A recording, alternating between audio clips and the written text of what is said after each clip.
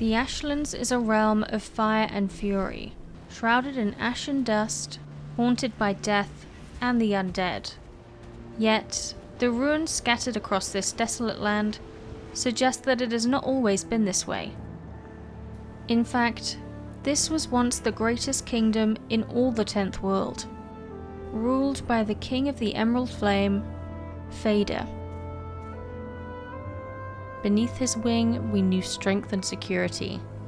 In his sight we grew like green shoots. But it was not to last. Now it is the waste of the Emerald Flame. The clues for what befell this great kingdom are revealed by runestones, and Odin's ravens, Hugin and Munin, and likely hint towards what we can expect next from the Deep North biome and Valheim's endgame. But to begin to interpret the lore introduced in the newest update to Valheim, we first must revisit the broader context of the game's lore. From before we even set foot in the 10th world, we the player are told that Valheim is a prison, a world to which the All-Father Odin banished all of his greatest foes, before breaking the bonds that tied this realm to the great Yggdrasil tree, as well as 9 other worlds, leaving Valheim to drift in space, out of sight of the gods.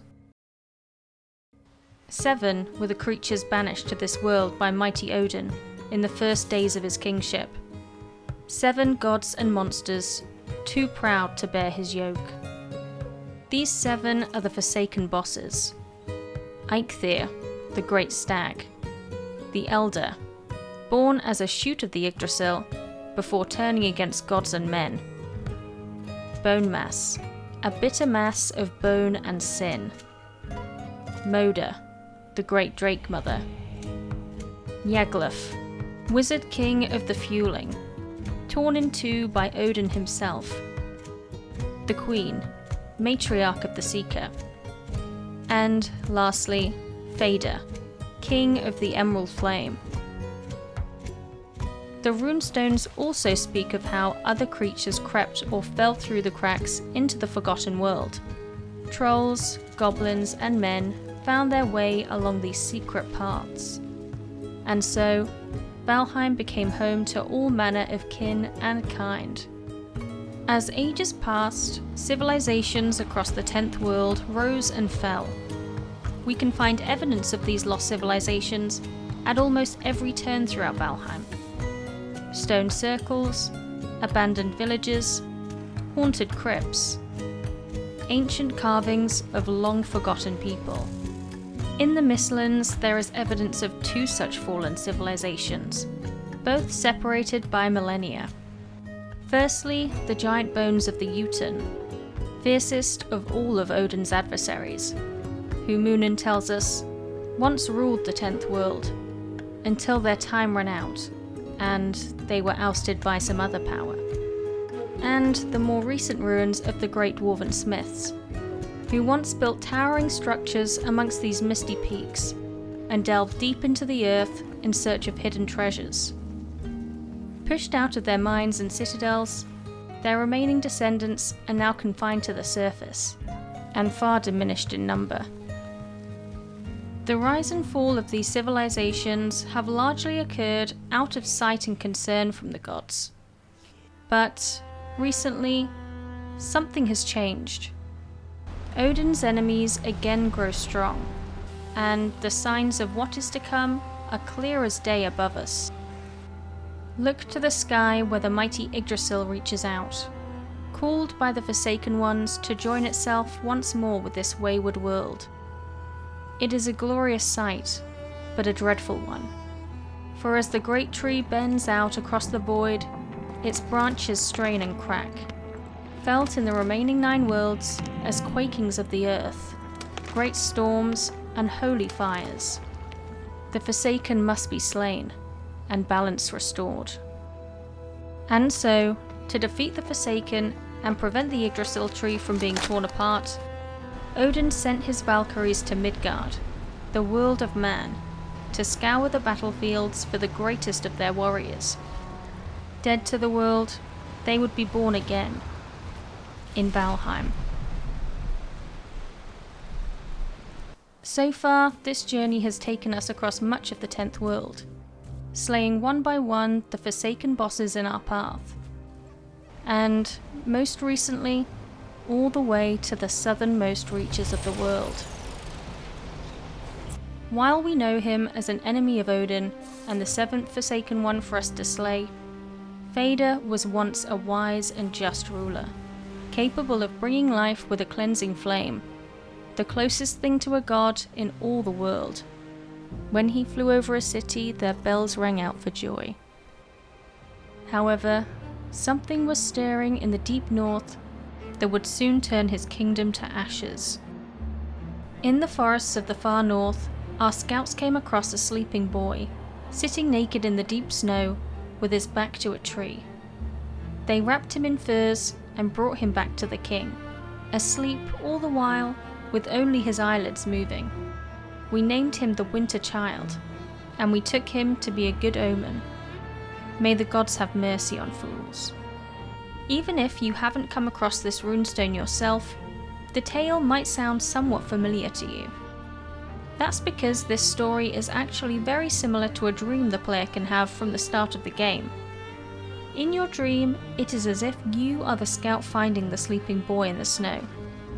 It adds, as you kneel beside him, you know he has been sleeping here for many centuries, waiting for you. It may have previously seemed like quite a strange dream to have, but with the added context in the Ashlands update, the idea that the Winter Child has been waiting for us, the player, emphasizes his potential importance to the endgame, particularly when we uncover the part this child has already played in altering Valheim. It was known throughout the land that the two would often sit together as if in talk. The king coiled about the sleeping child with his face close, straining to catch any murmured words. Nobody knew what passed between them, but all saw the change in the king. Justice flared into wrath, and caution deepened into fear. Laws were passed that must be broken, and each time the lawbreakers were punished more harshly. Tyranny came in a spiral, like a great storm. This runestone details how the king became enthralled by the Winter Child, bewitched and twisted by his words. Where before Vader had been wise and just, he soon became paranoid and vengeful, imposing oppressive laws and brutal punishments. The king's thanes could see the poisonous grip the Winter Child had on the king, and saw only one option to break its hold. When the King of the Emerald Flame flew south to visit the Wizard King of the Fuelings, his own thanes rose against him and torched the palace with the Winter Child inside. All of us who were alive at that time heard the shrieks that sounded for the 9 days of the fire, and echoed in the city streets for many weeks longer. Those were the last good days any of us knew, before the return of our king. The shrieks the runestone describe are presumably those of the Winter Child, burning alive in Vader's palace. It is unclear if the Thane's efforts were enough to kill it, but one thing is for sure. The fire failed to break the child's spell, as the Thanes had hoped, and upon Vader's return, his fury was unleashed. When the king saw the charred remains of his great hall, he swore to show his foes a fire far greater than the little spark they had kindled. With his breath, he razed our city to the ground, and then brought war to all the land. Some of the people stayed faithful to the king, but many sought to quench his fury. Brothers fought against brothers, sisters against sisters. The kingdom of the Emerald Flame tore itself apart. Now, only these charred ruins remain, within which not even the dead can find rest. By the time the player reaches the Ashlands, the once great kingdom is but a story carved in stone. Scattered all throughout the land are those burnt by the king's furious fire, cursed to live eternally, with flames for flesh and agony in every moment.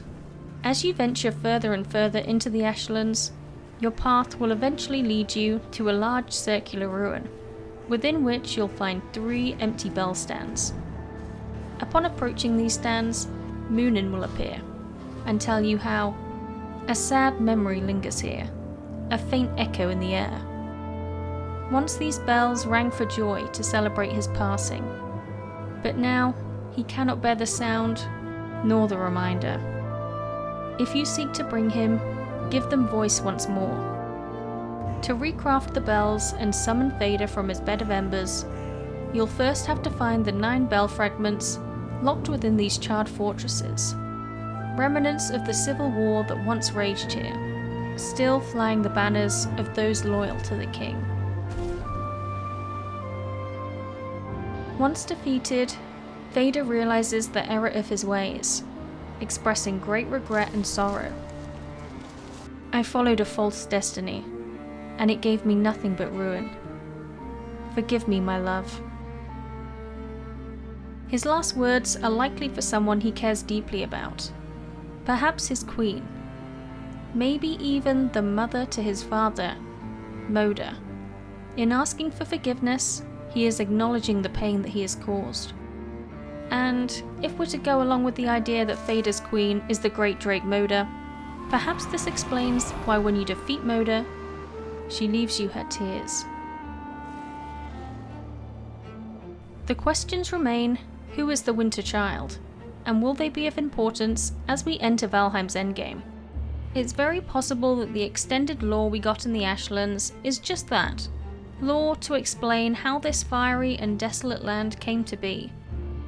But I'm inclined to think that there's a bit more to it than just that, and it's actually the dream that the player has about the child that keeps pulling me back to this conclusion.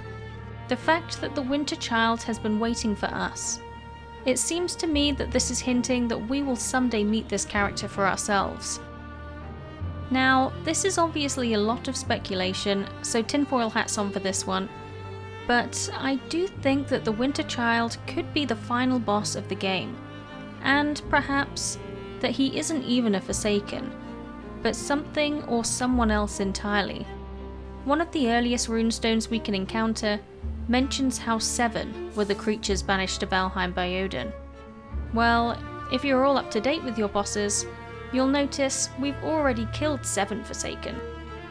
Of course, this is still an early access game, and the runestone might be updated to 8 or more in the future, but it could hint that the Deep North, what I expect to be the next and final biome, will hold something different for us. We know that for centuries, the Forsaken of Valheim have lived and prospered out of sight of the gods. Why then, after all this time, would they want to provoke Odin and reunite the 10th world with Yggdrasil? And isn't it a little strange that none of the Forsaken even express a desire to enact this plan, or gloat to the player at how close their plan is to fruition? Maybe the Forsaken weren't the enemy all along, and are actually just some kind of trial, a test from Odin to prepare warriors for the real antagonist of Valheim, to find a warrior or warriors strong enough or worthy enough to save the 9 worlds. The identity of the Winter Child remains a mystery, at least for now. They are clearly strong enough to withstand centuries of bitter cold, cunning enough to bewitch and manipulate a great king, and presumably pretty evil, fueling the destruction of the greatest kingdom ever to exist in Valheim. One name that comes to mind is the shapeshifter Loki. He certainly is known in Norse mythology to be a trickster and deceiver. Or perhaps the child could be Odin himself, jealous of the great civilizations that have prospered without him. Whoever or whatever the Winter Child is, I suspect we'll find out for ourselves soon enough. But even if my tinfoil theories don't come to much, I've really enjoyed the more in-depth lore the devs have given us with the Ashlands, and I'm very excited for whatever is next. So, who do you think is the Winter Child? And do you think we'll meet them at Valheim's endgame? I'd love to hear some of your theories down below. Thanks for watching, and a massive thank you to these lovely folks for supporting the channel on Patreon. Please like and subscribe for more, and hopefully I'll see you again next time.